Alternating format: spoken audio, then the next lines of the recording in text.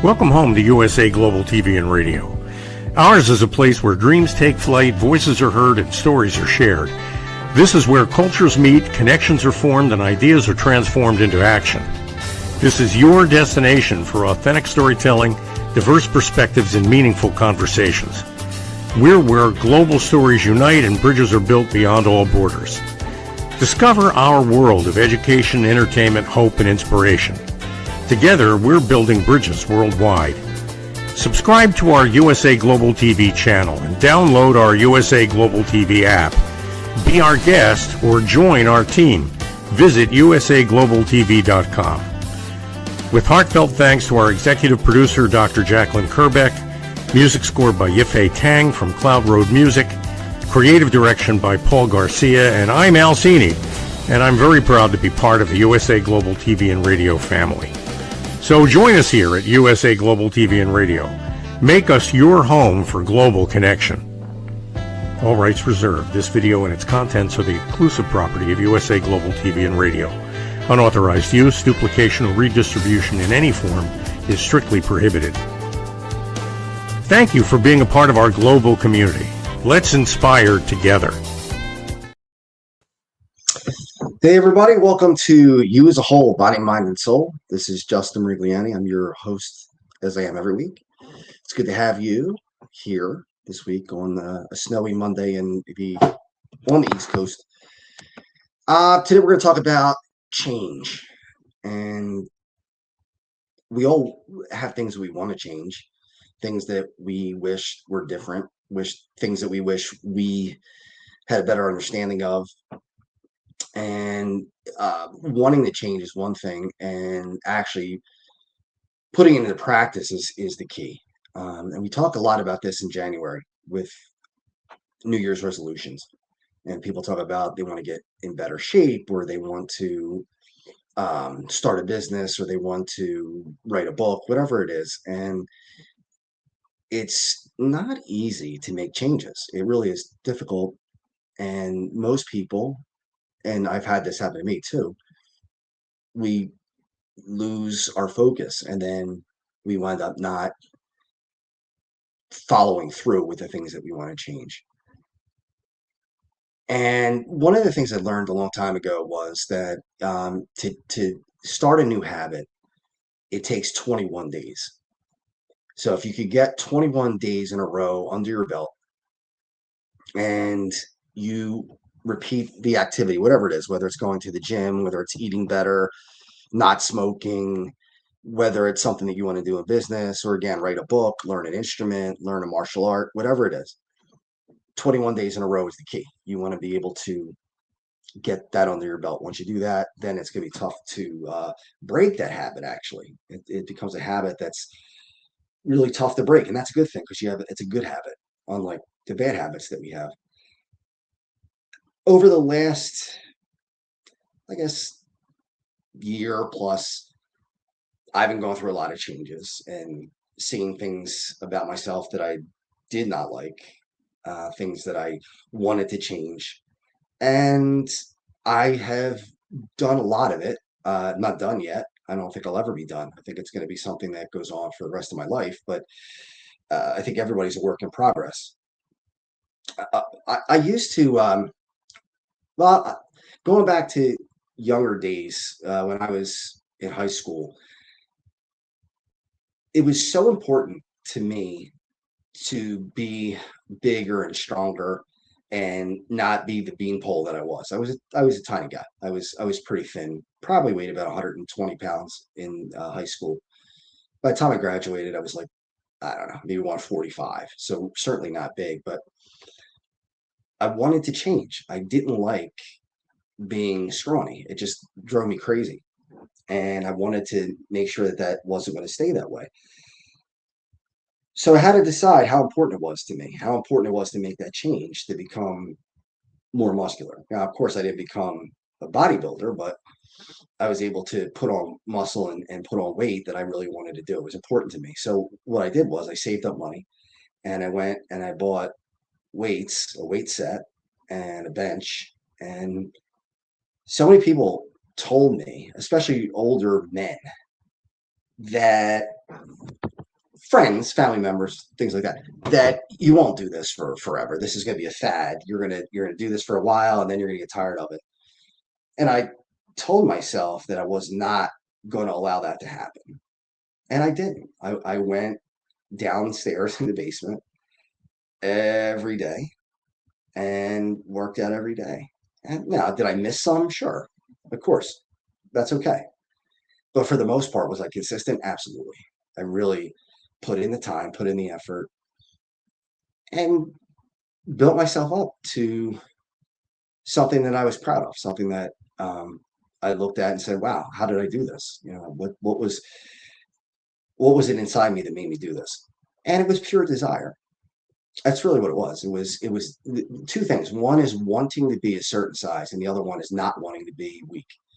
Those were the two driving factors. So I did it, and I guess I didn't realize it at the time, but I wound up being stronger than I really should have. Most people naturally, and I'm not trying to toot my own horn here, but it shows you the amount of work that went into it.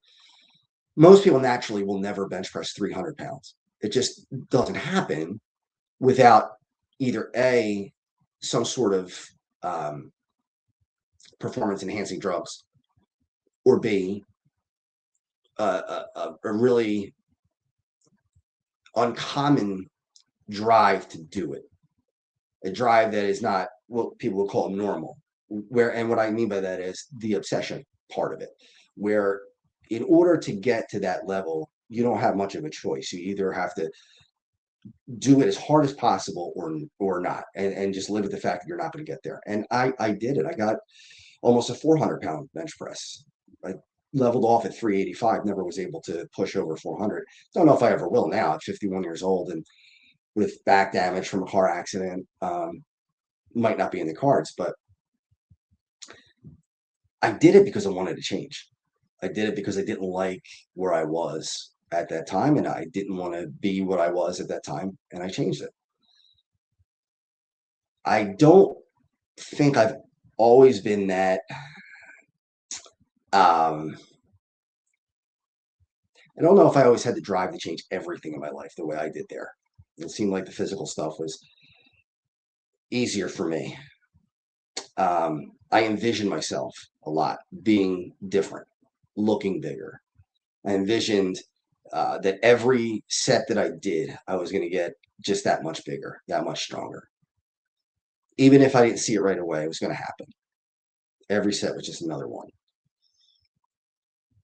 And now I'm trying to do that with other things. I'm trying to do that with the fact that one thing is my temper. Probably a year ago at this time, well, definitely a year ago at this time, and even before that, I let emotion take control a lot. Where if I was angry, I just kind of felt that I had the right to be as angry as I wanted to be and explode if I wanted to explode. Yeah, I wasn't violent. I didn't beat people up or uh, do anything that was dangerous, but I allowed myself to unload verbally on people. And I'm not saying that there's not a place for that, because there is. I think sometimes you have to. Um, it's okay to be angry. It's okay to unload. I was just doing it way too often, and the amount of anger that I had wasn't commiserate with what was happening. Um, I've been thinking about. I wrote a book already. I haven't published it yet, and it's that's one of the things that I have trouble with too. That I'm trying to change is procrastination. It's not procrastination because I don't feel like doing it. It's procrastination because it feels too hard sometimes, and I'm like, oh, if I do this, if I try too hard, it's just not going to work out, and I really talk myself out of doing things. Um, Again, trying to change that, trying to get to a point where that doesn't happen anymore. And let me just check out the comments here. Hello, Madeline. Madeline checking in. Appreciate it. Yeah, anybody who wants to chat in, you can.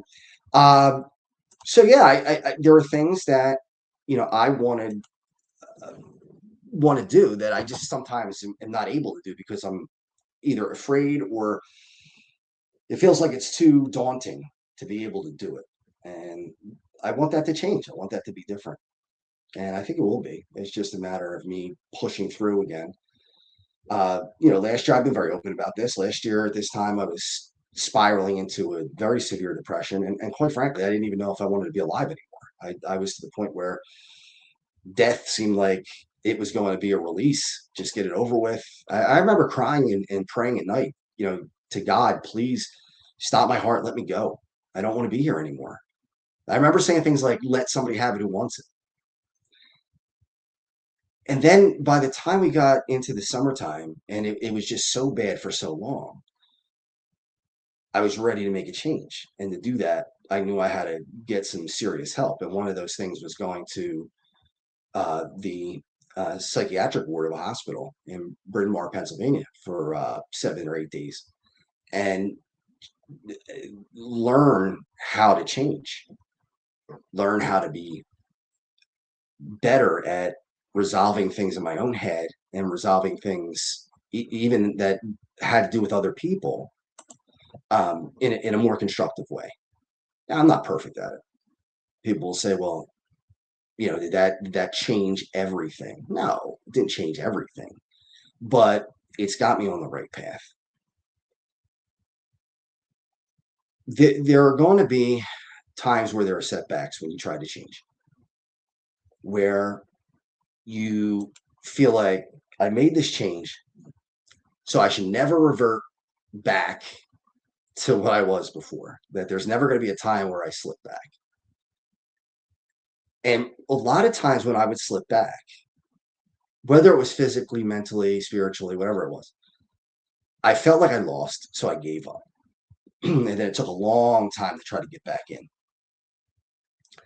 And it was almost like if I didn't conquer this 100%, then I didn't conquer it at all. So why even bother trying to push through it? And that was a mistake that I made a lot as I gotten older. Now I'm 51 years old. So I don't want to say it's too late because it's not, but it's disappointing, I guess, that I didn't think of this stuff before, that I didn't have this figured out a long time ago. But it is what it is, and all I could do is go forward. I can't change what happened in the past, how I acted, how I reacted, how other people related to me, how they didn't relate to me, all the different things um, that I can't control anymore. But I can control what I do going forward. Now, with that said, when I go backwards sometimes, and over the last couple of days, to be honest, I've had a little bit of feelings of depression. Um, Certainly not to the level that it was last year, but some depression, feelings of, did I really get over it? Waiting for the other shoe to drop. Is this real? Did I really change, or is it just I hoped I changed and was able to ride a wave? But I keep telling myself that even though the last couple of days have been a little bit tough, I'm not back where I was last year. It's just a minor setback. It's not that I am spiraling out of control and heading towards, a breakdown. No. I don't like to feel depressed. I don't like to feel sad. Nobody does. I don't think there's anybody who would say, yeah, let's feel sad today.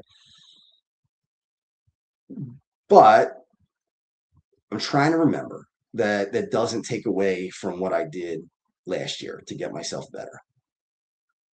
That even if I have a couple of bad days or if I have a bad week or even a bad 2 weeks, that doesn't mean that I destroyed all of the progress that I made, months ago, a year ago. And I got to keep taking that with me. I got to keep remembering that. And sometimes it's hard to remember that. Sometimes it's like you think, well, I should have had this under control completely. I don't know if it works that way. In fact, I'm pretty sure it doesn't work that way. And I try to remind myself how I did it physically too, because you have mental editing. I think we all do it. I know we all do it.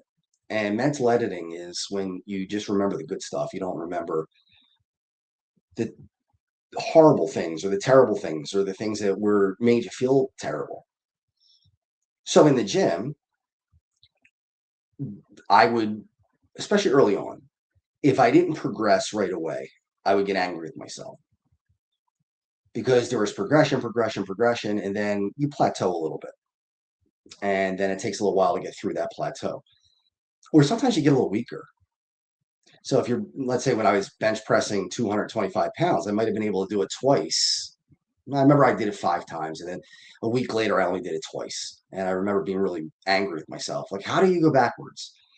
All that work for nothing because you got it 5 times last week, but this week you're down to 2. What's wrong with you? How are you failing? And it's just could be anything. It could be that your body's tired. It could be you overtrained before. It could be that you didn't eat right, you didn't get enough sleep, whatever it is. But that's part of the game. You're going to go up and down, up and down, up and down. And the same thing with other things, not just physical, but mental, spiritual. There are things that I don't like about myself from prior relationships that I have a choice. I could say, well, that's just me. That's who I am. So going forward, I'm not going to try to fix it because that's just who I am. And therefore, either take me or leave me. Or the opposite, I could say, well, those are things that I did fail in prior relationships, and not just romantic relationships, but friend relationships and all kinds of different relationships.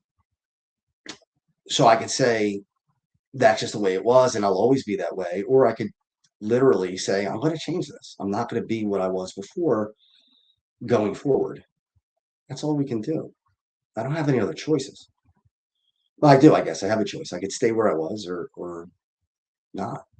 And I'm choosing not to. Doesn't mean I'm going to be perfect at it. I'm still going to screw up once in a while. And I think that's where I don't give myself enough grace because I think once I've screwed up, I'm starting over from ground zero. And that's not true. It certainly isn't true. It's just we stumble. And when we stumble, we can choose to get up or we can choose to stay down. And I hope that I keep choosing to get up. I think I will. I think I learned that a lot over the last year. Um, one thing I noticed about my anger that I wanted to change was when I would get super angry at somebody else. I would look at them and be disgusted or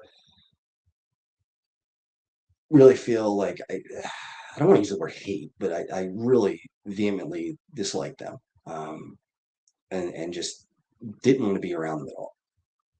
A lot of the time that I was angry at them, I was actually angry at myself because I saw traits in them that I could not stand about myself. And the more I saw it in them, the more I guess hate would be the word. I hated them. Yeah, maybe hate is the word. But I didn't hate them. I hated myself. So I'd look at these people with these same traits that I had, and it drove me crazy because they were a mirror and they were showing me this is what you don't like about yourself. You're seeing it in somebody else, and it's driving you crazy. I didn't want to admit that though. I was just like, well, it's their fault. It's all their fault because they're this way. And it wasn't. It wasn't. If I was being honest with myself, which I wasn't, I would have known that I needed to change because what I really hated was what I saw in me. And what do they call it? Transference, I guess. I was transferring it to other people. And since I stopped doing that as much, and I'm not, again, not saying I'm perfect at it, but I do it much less. Since I'm better at it, I'm less angry at myself. I don't get as angry, and I say to myself, all right, you didn't like this, but that doesn't mean it's a life sentence. You can fix it, you can change it, and you can be what you want to be. What you can't be is perfect. I don't have the gear to go part way. I just don't. And maybe that's part of the thing I need to change. I don't know. But I don't do things halfway. If I go halfway, then I quit. I always said this if I have passion for something, I have a chance to be successful. It doesn't mean I will be successful, but there's a chance. If I don't have passion for it, there's not a chance in the world it's going to be successful.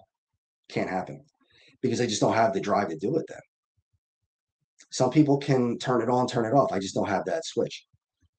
It's either full bore or nothing for me. I part of me is proud to be that way, and another part of me says, "What are you doing?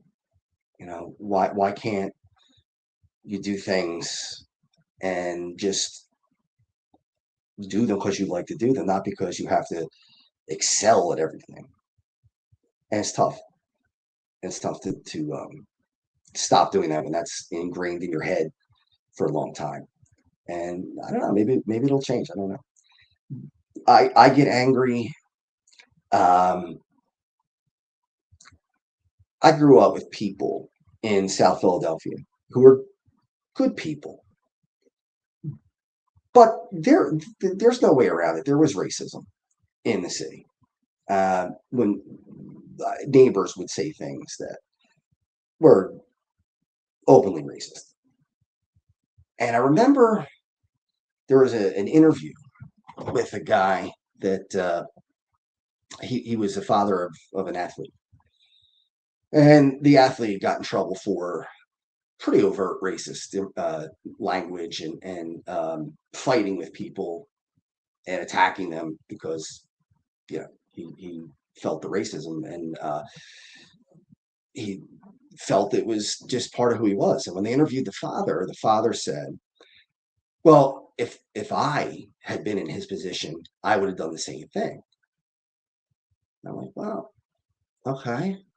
And then he said, "That's just the way we were brought up. It may not be right, but that's the way we were brought up." And I'm thinking to myself, really? That's how it works? Because even if you know something's not right, but you were taught that or you were brought up in that, that means that you can keep doing it? No. If you know it's wrong, why would you just say, "Well, that's just me. I mean, that's who I am."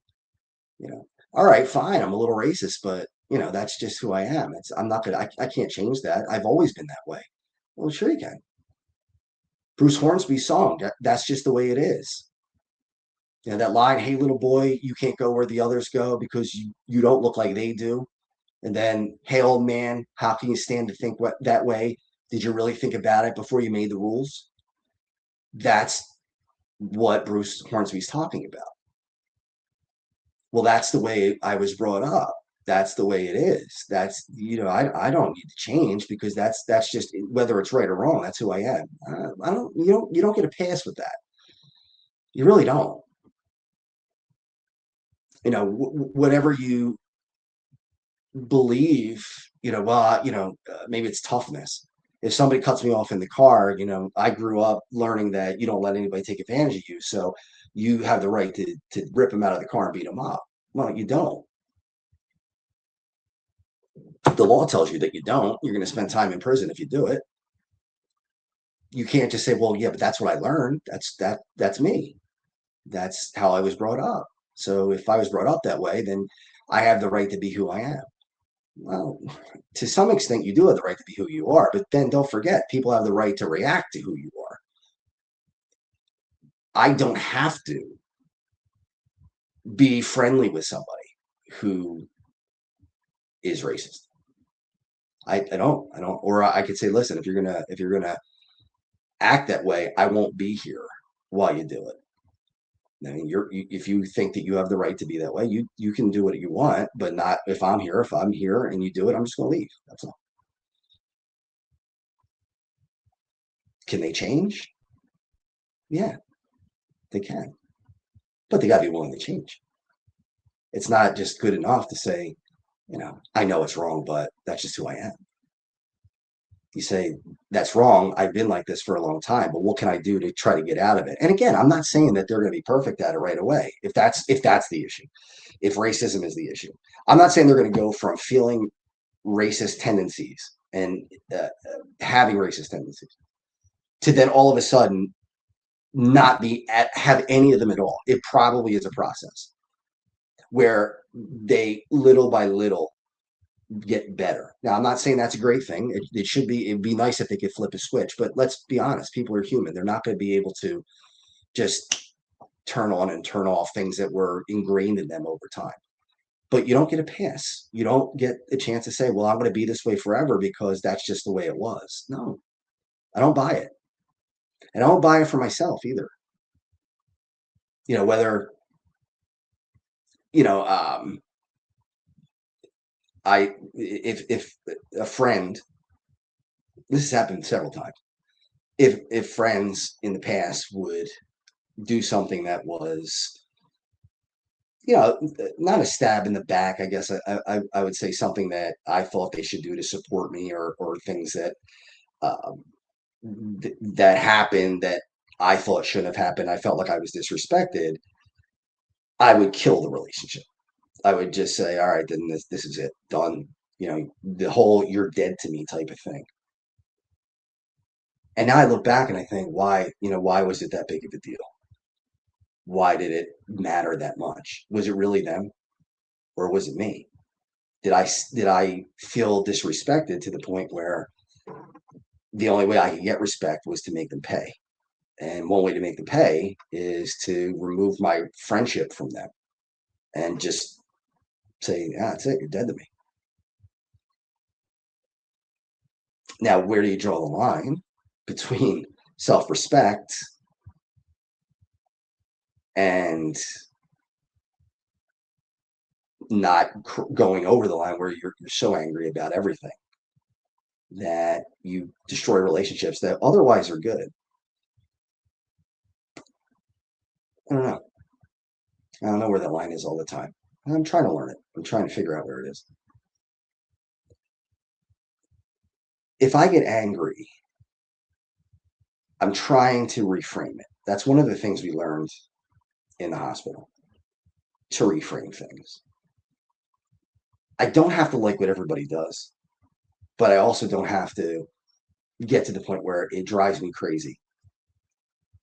I have a weather page that I've been doing for years, and I mostly do forecasting along the East Coast, Philadelphia area, Washington up to Maine for the most part. And yesterday was a big day because we had a huge blizzard on the East Coast that went right up from Philadelphia all the way up. But anyway, somebody was angry at me for a post that I made because he didn't like it, and it had to do with snow. I won't get into the whole thing. And the old me was inside, and when I read it, I wanted to get back so bad. I just wanted to go and unload on him and just rip him apart verbally. And then I didn't. But then he said things that I couldn't ignore.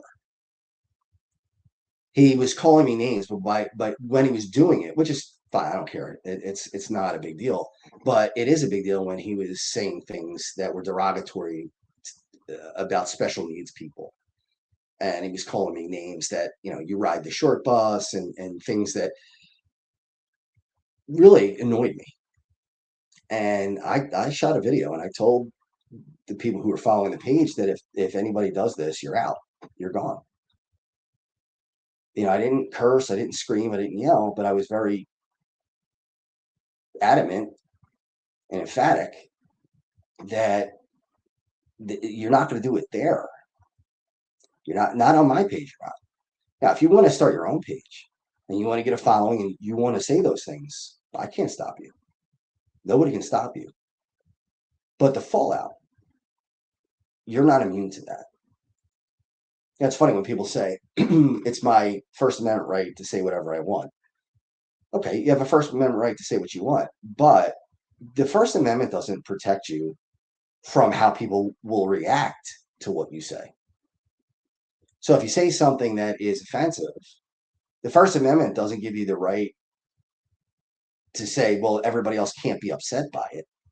It doesn't work that way. I've heard people say to me, well, you're taking away my First Amendment right because you won't do business with me, or you won't work with me in this capacity or that capacity because of things I said. Well, yeah, I have the right to do that. I don't have to work with everybody. That's not discriminatory. That's based on behavior. That's not based on anything that anybody can't change.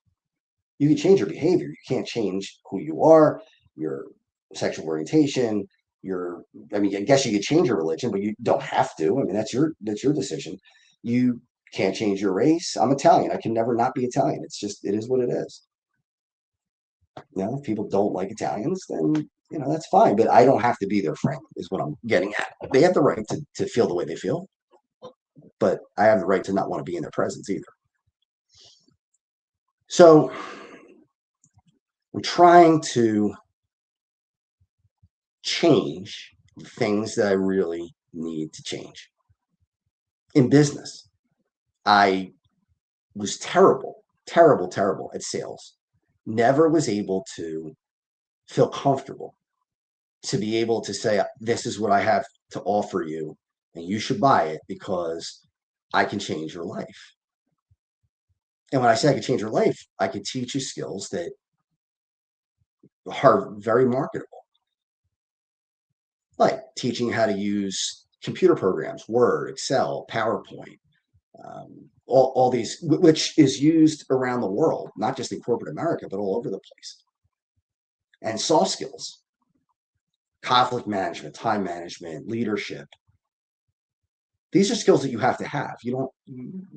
If you want to get ahead in corporate America. Now, if you don't care, that's fine. You don't have to, but if you want to get ahead, you have to know how to do these things. And my problem was I didn't know how to get that across.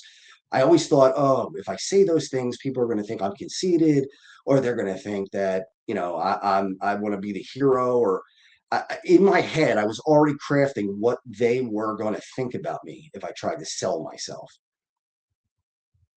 Now I'm going to do the best I can with that. Now, I'm not great at it. I still get the anxiety sweats and have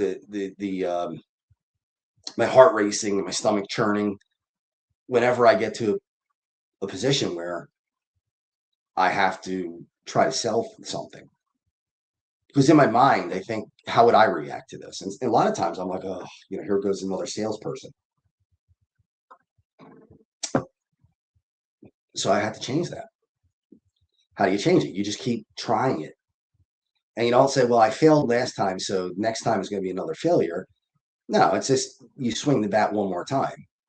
You get 3 strikes, right? So you keep fouling off pitches until you finally get the one you want to hit. And that's what I'm doing. I'm fouling off pitches. I don't know if my business will ever restart to the level it was or actually grow. It might. I don't know. But now I'm thinking to myself, sell, baby, because there's no reason not to. Do I really think that I could change people's lives with what I teach? Absolutely. There's no doubt about it. It's not pie in the sky. It's not me thinking that I'm some great hero or whatever. It's not.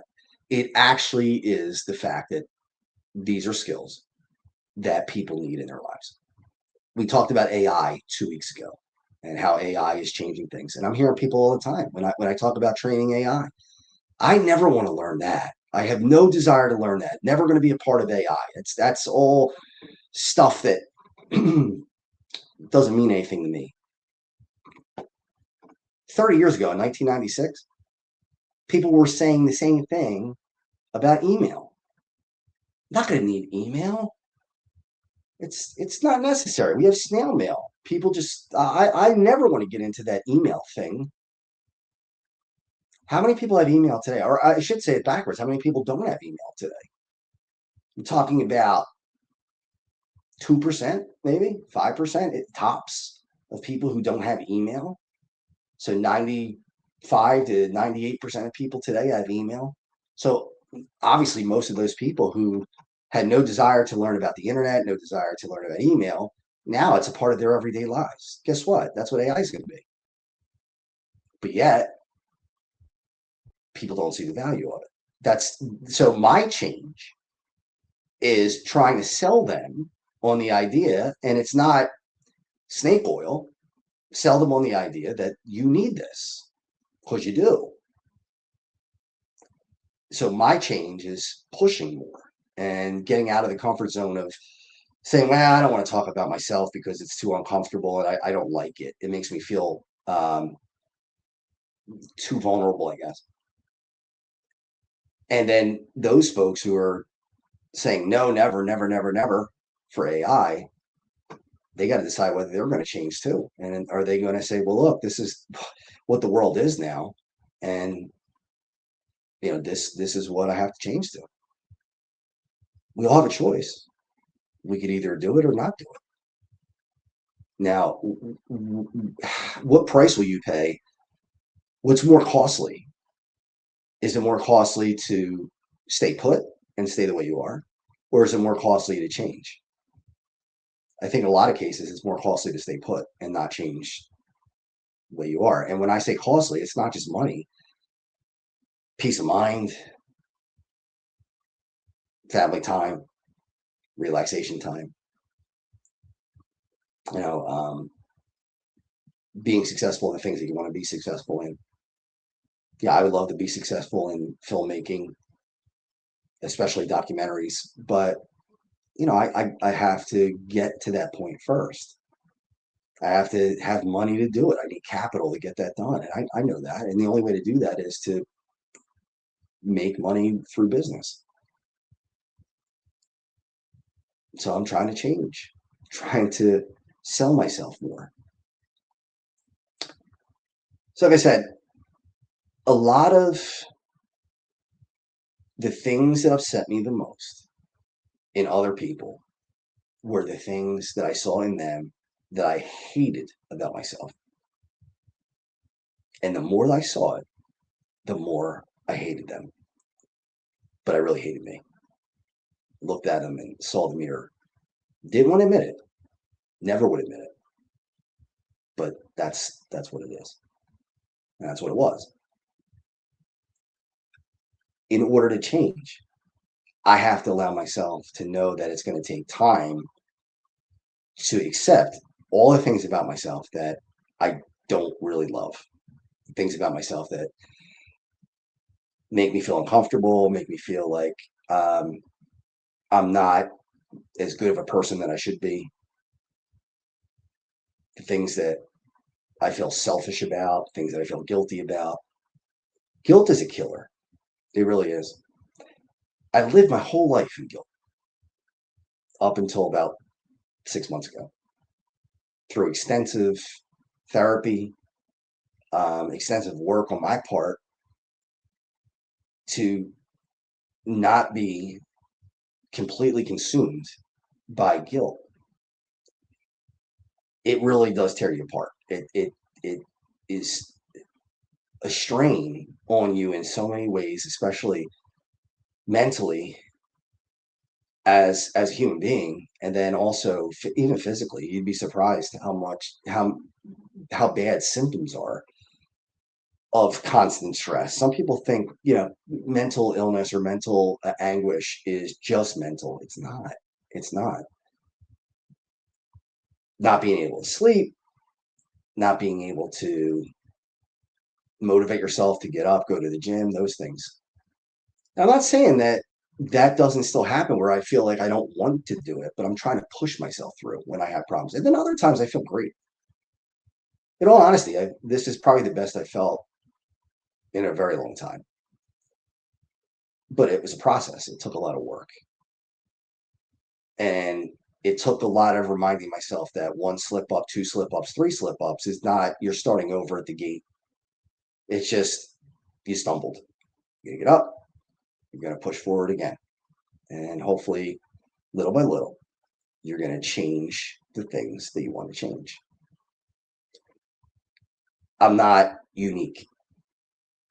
If I can do these things, everybody watching the show can do these things. There's nothing special about me or my ability to change or my mindset that is any different than anybody else's. I don't have magic tricks. I don't do anything special. So if I can do it, you can do it. There is no, it's always been this way, so it always has to be this way. If there are things that you like about yourself, the way you've done things before, keep doing it. There's nothing wrong with that. As long as it's good for you, good for other people, that's great. But if there's something about yourself that you don't like, or something that can be offensive to other people, change it. You're not stuck. You can change it. All right. I want to thank everybody for being here this week. I appreciate it. We will be back next week, and hope you enjoy the weather wherever you are. Here along the East Coast, where I'm enjoying the cold anyway.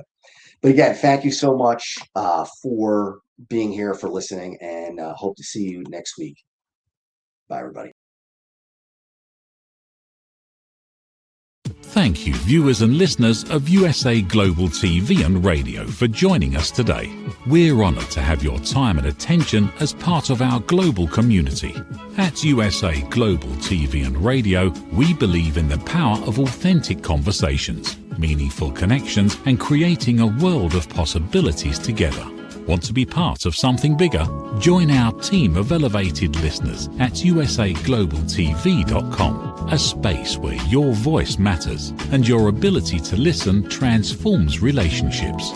Stay connected with us across all our platforms for thought-provoking discussions, expert insights, and empowering stories. Subscribe to our channels at youtube.com/c/USA-Global-TV. Follow us on social media and explore the endless opportunities we're creating for growth, learning, and inspiration. Together, we're not just broadcasting, we're building bridges and changing lives one conversation at a time. For inquiries, contact us at info@usaglobaltv.com. Produced by Executive Producer and Director Dr. Jacqueline Kerbeck. Voiceover by Mike Porter. Creative direction by Paul Garcia.